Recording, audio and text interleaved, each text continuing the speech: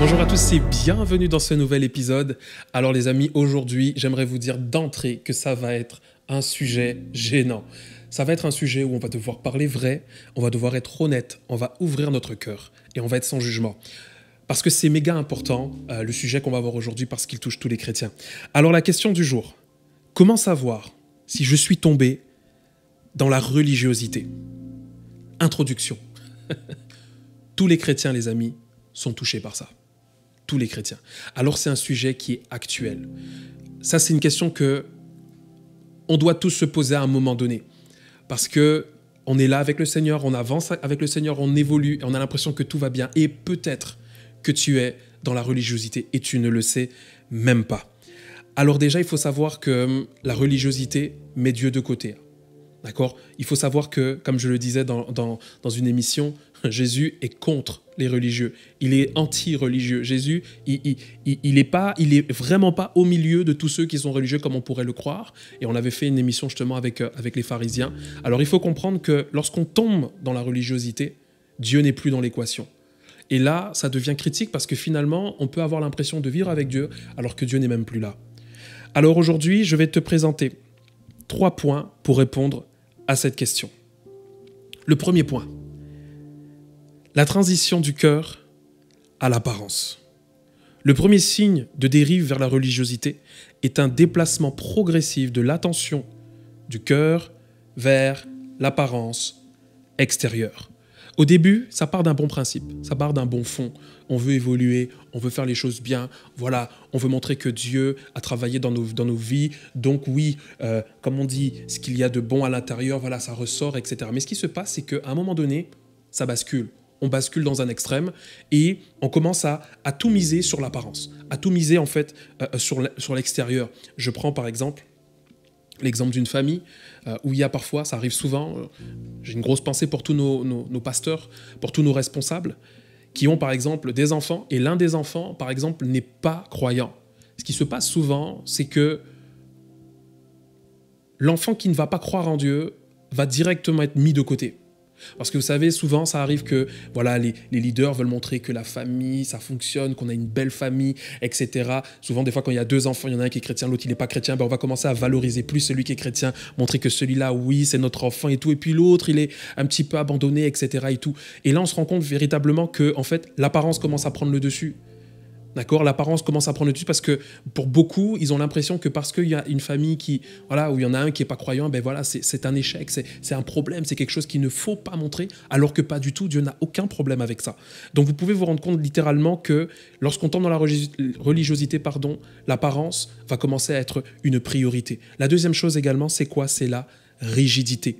Un autre indicateur est le développement d'une rigidité face à toute nouveauté ou tout changement.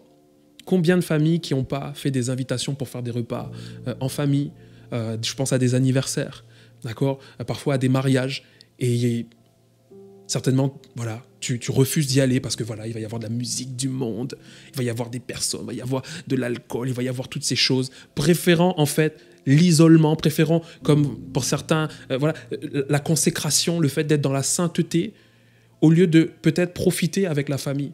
Profitez de ces moments forts qui vont peut-être vous rapprocher. Et ça, c'est une des formes, en fait, de religiosité. Le fait d'être rigide, le fait d'être non. En fait, s'il n'y a pas le Saint-Esprit, s'il n'y a pas toutes ces choses, alors je n'irai pas, etc. Et en fait, on loupe l'opportunité, en fait, de passer des moments de qualité avec sa famille. Il y a également la perte de compassion et d'amour. La religiosité conduit souvent à une diminution de la compassion et de l'amour pour les autres.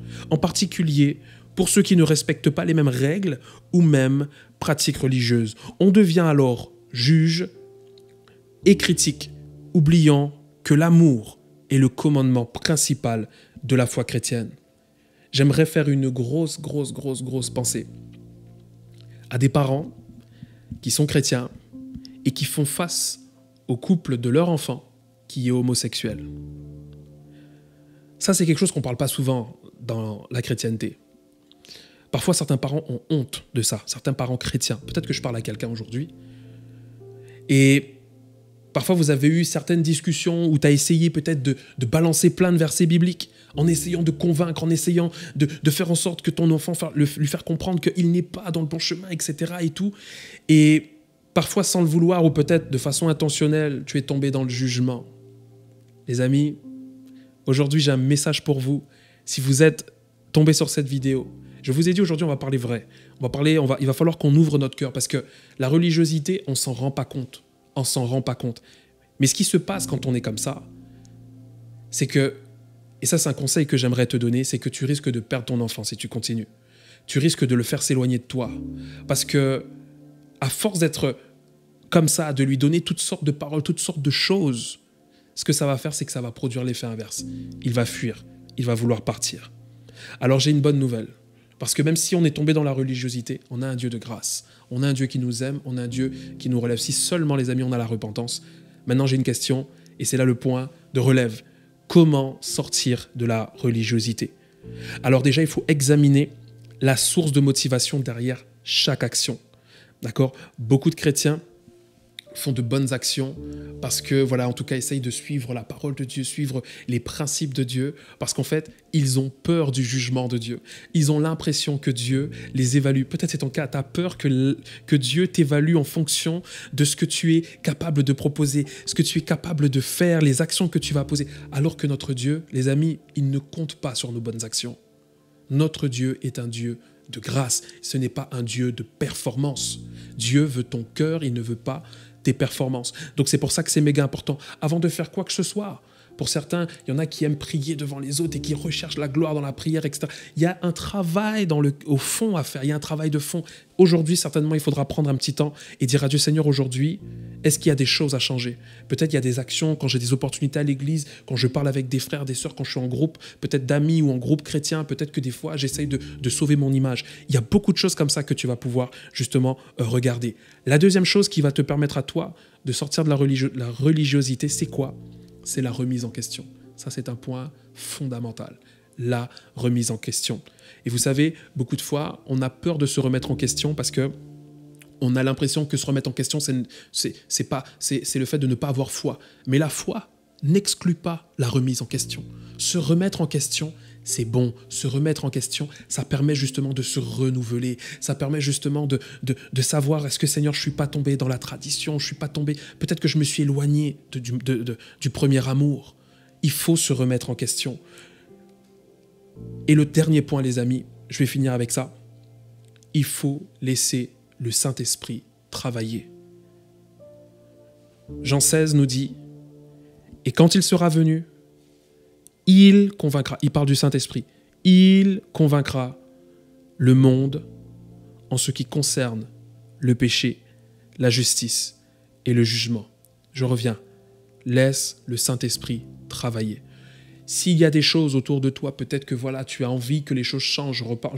Je pense encore à notre famille qui veut parler pour les enfants, etc. Laisse le Saint-Esprit travailler. Toi, ton boulot, notre boulot, à nous tous, c'est communiquer l'amour, communiquer la grâce. Même si ton enfant s'éloigne peut-être pendant un moment, si tu as maintenu l'amour, il va revenir. Ça, c'est une promesse. Il va revenir. Quelles que soient les choses, ne te fie pas à ce que ton œil voit. Reste dans la foi et reste dans l'amour. Alors j'aimerais aujourd'hui passer un petit moment également dans la prière et prier pour toi qui regarde cette vidéo. Aujourd'hui, Seigneur, je prie maintenant que tu puisses faire ce travail dans le cœur de tout à chacun. Mon Dieu, que nous ayons une remise en question. Peut-être que nous sommes tombés, Seigneur, dans la religiosité. Peut-être, Seigneur, que nous sommes tombés dans une forme de jugement, Seigneur, de critique. Mais aujourd'hui, dans le nom de Jésus-Christ, Seigneur, je veux, Seigneur, voir quelles sont les actions que je porte. Je veux voir, Seigneur, quelles sont les choses, Seigneur, qui font que je tombe dans cette religiosité, dans ces jugements, et je veux les changer. Je prie que ce soit ton partage maintenant. Je prie maintenant que Dieu t'ouvre les yeux et te donne le courage d'affronter ce parcours nouveau, d'affronter cette approche-là, de se remettre en question. Peut-être que j'ai été trop extrême, un excès de zèle, mais maintenant, Seigneur, je reviens à l'essentiel. Je reviens à la simplicité, mon Dieu, de la bonne nouvelle. à la simplicité, Seigneur, de ton amour, dans le nom puissant de Jésus-Christ. Je déclare maintenant que toutes les chaînes se brisent et que tes yeux voient maintenant, que le voile se déchire et que maintenant, quelles que soient les réalités que tu traverses, que ce soit dans ta famille, je déclare maintenant que Dieu dépose maintenant une grâce, un vêtement nouveau dans ta vie. Je déclare maintenant, alléluia, que quelque chose est en train de se passer. Et il y a un avant et un après, dans le nom puissant de Jésus. Et nous disons Amen, Alléluia. Alors les amis, c'était l'émission d'aujourd'hui. Soyez richement bénis et on se voit pour une prochaine vidéo. Ciao, ciao. Merci d'avoir été avec nous aujourd'hui. Ici sur Urban Grace, nous parlons de tout et sans tabou. Posez-nous vos questions en commentaire ou sur notre page Instagram et abonnez-vous pour ne manquer aucun épisode. Merci à l'équipe des 10 000 qui nous soutiennent mensuellement. Par vos dons, vous rendez ces émissions possibles. Que Dieu vous bénisse. À la semaine prochaine.